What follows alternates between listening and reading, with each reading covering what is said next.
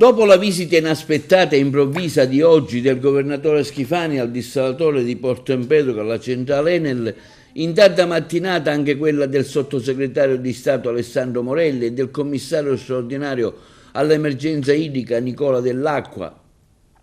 per verificare l'efficienza del dissalatore che entrerà in funzione a breve. A tal proposito il Comitato Civico Empedocrino Mare Nostrum, nella sua nota stampa a firma di Maurizio Cimino, ribadisce ancora una volta la loro posizione. Relativamente all'installazione dei dissalatori sulla spiaggia in un'area in concessione a Enel, era stata proposta da parte del Comitato Spontaneo Mare Nostrum una petizione che riassume in 6 punti tutti i dubbi e le perplessità di una decisione che agli empedocrini è apparsa non solo irrispettosa del territorio perché calata dall'alto, ma al contempo di grave pregiudizio per lo sviluppo economico della cittadina marinara, che già da tempo ha individuato nei propri strumenti di programmazione urbanistica ed economica la zona ovest del bacino portuale come quella destinata, perché naturalmente evocata, al potenziamento della ricettività turistica connessa ad un utilizzo sostenibile della risorsa litorale. Sicuramente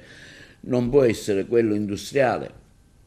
Il Comitato Mare Nostrum sarà pertanto presente sui luoghi con i propri aderenti e simpatizzanti per consegnare alle istituzioni che interverranno all'incontro una copia della petizione già sottoscritta da oltre 500 cittadini e presentata nel corso del Consiglio Comunale straordinario dello scorso 10 luglio, nella quale si richiede in buona sostanza lo spostamento del dissalatore nella sua installazione definitiva, previsto nella fase 2, nell'area pubblica industriale ex EASI, dove già esistono tutte le opere murarie e le tubazioni di proprietà della Regione Siciliana.